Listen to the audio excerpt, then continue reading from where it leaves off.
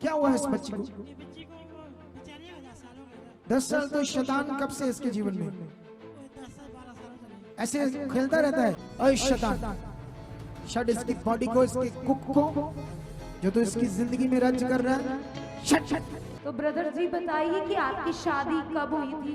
2010 मतलब 13 साल पहले आपकी शादी हुई 2010 में। तो क्या रुकावटें आ रही थी आपको? बहुत ज्यादा मुश्किल ही मुश्किल है। और ऐसे हालातों में आपका भी मन खराब होता था और आपकी वाइफ का भी मन खराब होता था कि टेस्ट भी नॉर्मल आ रहे लेकिन बेबी कंसीव इनको नहीं हो पाता था, और जिसकी वजह से आप और आपकी पत्नी पिछले 12 साल से बेहद दुखी थे, परेशान थे। आप इनकी वाइफ की बहती आंखों से जान सकते कलीसिया कि ये कितने ज्यादा परेशान होंगे। सिस्टर आप बताइए कि जब आपके पास बेबी नहीं था तो उस समय आपके मन में कैसी बातें चलती थी, कैसे विचार आते थे? तो मैंने दुनिया भर के सभी डॉक्टरों से अपना इलाज करवाया, बहुत सारी जगह पर गए, अमृतसर में हर महंगे से महंगे हॉस्पिटल में अपना इलाज करवाया। हर महीने हमारा 20 से 50 हज़ार रुपया हर महीने लग जाता था। जब भी हमारे टेस्ट होते थे तो सभी टेस्ट नॉर्मल आते थे, और हमारे अपने ही घर वाले बोलते थे कि सबके बच्चे हैं, मेरे बेटे की किस्मत में है कि इसका बच्चा नहीं होगा।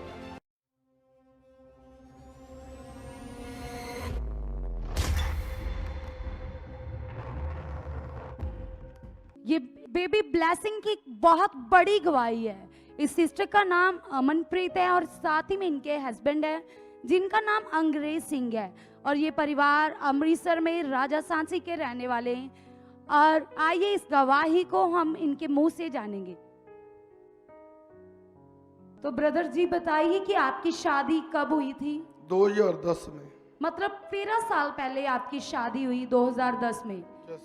तो आपकी शादी को 13 साल हो चुके थे, और उसके बाद जैसे हर इंसान की चाहत होती है कि उसके घर बेबी हो, तो वैसे ही आपकी भी इच्छा थी। तो क्या रुकावटें आ रही थी आपको? बहुत ज्यादा रुकावटें आ रही थी, मुश्किल ही आ रही थी। मतलब आप अपनी वाइफ के टेस्ट करवाते थे तो इनके सारे टेस्ट नॉर्मल आते थे? नॉर्मल आते थे। और ऐसे हालातों में आपका भी मन खराब होता था और आपकी वाइफ का भी मन खराब होता था कि टेस्ट भी नॉर्मल आ रहे लेकिन बेबी कंसीव इनको नहीं हो पाता था, और जिसकी वजह से आप और आपकी पत्नी पिछले 12 साल से बेहद दुखी थे, परेशान थे। आप इनकी वाइफ की बहती आंखों से जान सकते कलीसिया कि ये कितने ज्यादा परेशान होंगे। तो सिस्टर आप बताइए कि जब आपके पास बेबी नहीं था तो उस समय आपके मन में कैसी बातें चलती थी, कैसे विचार आते थे? जेएमसी कलीसिया, जेएमसी पापा जी, जब मेरे पास बच्चा नहीं था तो मैंने दुनिया भर के सभी डॉक्टरों से अपना इलाज करवाया, बहुत सारे जगह पर गए, अमृतसर में हर महंगे से महंगे हॉस्पिटल में अपना इलाज करवाया। हर महीने हमारा 20 से 50 हज़ार रुपया हर महीने लग जाता था दवाइयों में। जब भी हमारे टेस्ट होते थे तो सभी टेस्ट नॉर्मल आते थे। ऐसे ऐसे करके समा बीता गया, और हमारे अपने ही घर वाले बोलते थे कि सबके बच्चे हैं, मेरे बेटे की किस्मत में है कि इसका बच्चा नहीं होगा। मैंने सोचा कि जब इतने टाइम नहीं हो रहा तो आगे भी क्या गारंटी है कि बच्चा होगा या नहीं होगा। इस प्रॉब्लम के कारण सिस्टर आप कितना ज़्यादा परेशान रहते थे, दुखी रहते थे, कैसे विचार उठते थे मन में? यही विचार थे कि कब बच्चा होगा हमारा। जब भी मैं किसी को बच्चा पकड़े हुए देखती थी तो मन में यही था कि कब मेरा अपना बच्चा होगा, उसको मैं गोद में उठाऊंगी। ऐसे सोचते सोचते हर समय परेशान रोती रहती थी घर में। और आपने बताया कि 10 साल आपने कोशिशें कर कर देख ली, आप तांत्रिक के पास गए, आप हर जगह गए। आपने बताया कि 8 साल आप लगातार तांत्रिक के पीछे जाते रहे, उनके पास गए, सब कुछ किया। मैंने दुनिया भर के सभी धार्मिक स्थानों पर मन्नतें मांगी। गर्मियों के दिनों में नंगे पाँव, जैसे जून का महीना होता है, वहाँ भी जाती थी।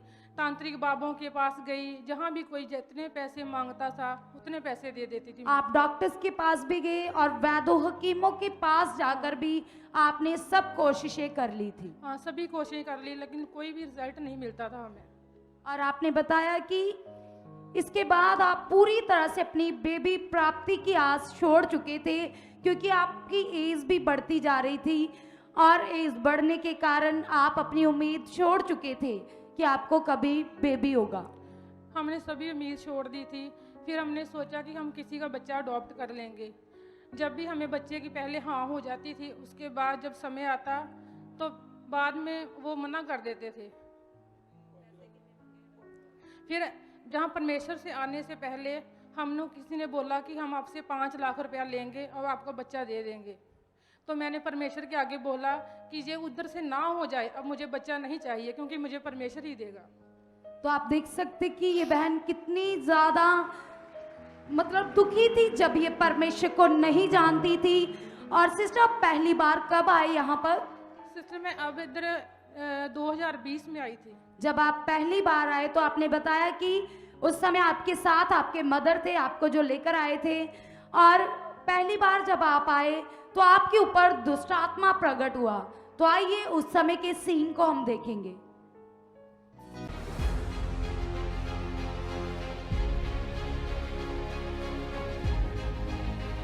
खड़ा करो। कहाँ से आए हो? राजस्थान से जी। है? राजस्थान से। क्या हुआ है इस बच्ची को? ये बच्ची को बच्चा नहीं है, 10 साल हो गए। 10 साल तो शैतान कब से इसके जीवन में?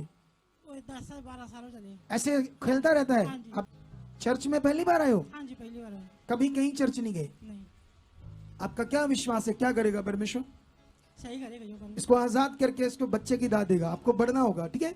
आंखें बंद करो, धन्यवाद करना शुरू करो परमेश्वर का, यीशु मसीह के नाम से। चल शैतान, छट, ओए शैतान, छट इसकी बॉडी को, इसके कुक को, जो तो इसकी जिंदगी में राज्य कर रहा है, छट छट, द नेम ऑफ जीसस। ऐ शैतान, छट इसकी कुक को, छट इसकी जिंदगी को छोड़, छट the name of Jesus, Chhath. Rory सोखो रब। इस शैतानी आत्मा को इसके जीवन से मैं डिस्कनेक्ट करता हूं, इसकी जिंदगी से डिस्कनेक्ट करता हूं। जो इसने इसकी कुक को बंद किया, इन शैतानी आत्माओं ने, इसके जीवन से डिस्कनेक्ट करता हूं। निकल निकल, चल, छट इसकी बॉडी को, छट इन द नेम ऑफ जीसस। गुप्त में काम करने वाली दुष्ट आत्मा, इसकी बेबी को कंसीव ना करने देने वाली दुष्ट आत्मा, छोड़ दे इसकी बॉडी को, छट। Free in the name of Jesus. खुदाबंद इसकी कुक को ब्लेस करता हूं। जो शैतान ने इसकी कुक को फड़ा है, इसकी जिंदगी से हट जाए।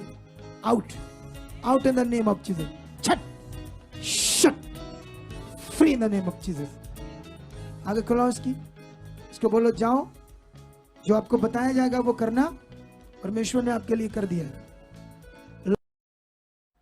तो जब खुदा के दास ने इनके ऊपर ले हैंड प्रार्थना की, दुष्ट आत्मा को कमांड किया और इनको प्रोफेटिक वर्ड दिए कि आपका बेबी होगा, तो ये बहन 2021 तक 2020 में ये पहली बार आए थे और पूरा 1 साल ये उन प्रोफेटिक वचनों को अपने मन में लेकर 1 साल तक कंटिन्यू आते रहे। इन्होंने मन खराब नहीं किया, इन्होंने कोई भी संदेह नहीं किया। जो खुदा के दास के द्वारा इनको प्रोफेटिक वर्ड दिए गए थे, 1 साल ये लगातार बने हुए थे और 2022 में ये प्रेग्नेंट हुई और 2023 में जनवरी मंथ में परमेश्वर ने इनको 13 साल के बाद बेबी गर्ल के साथ ब्लेस किया है। तो सिस्टर बताइए कि आज आप कितना खुश हो?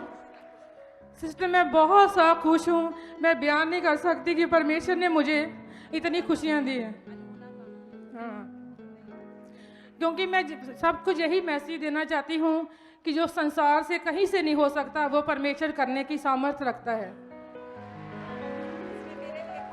उसने मेरे लिए किया, क्योंकि जब भी पापा जी बोलते थे कि नया साल में परमेश्वर आपको खुशियां देगा, तो सचमुच परमेश्वर ने मुझे 2 जनवरी में बेबी गर्ल के साथ ब्लेस किया। मैं परमेश्वर का दिल गहराइयों से धन्यवाद करती हूँ। Hallelujah, hallelujah.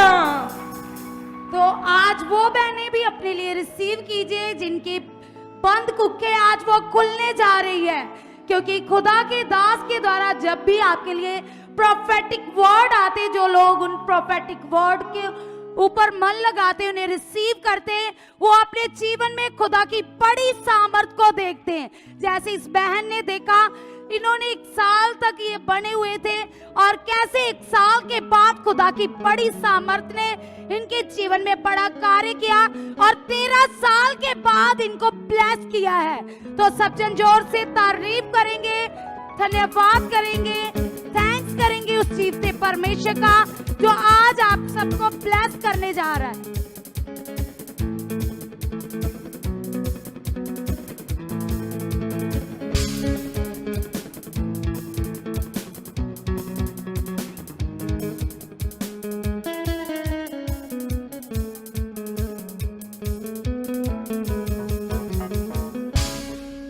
आप भी चाहते हो ऐसे कामों को अपने जीवन में, तो आप भी यहाँ आ सकते हो सुखपाल राणा मिनिस्ट्री में, ताकि आप भी अपनी आशीष छुटकारा पा सको, चंगाई पा सको।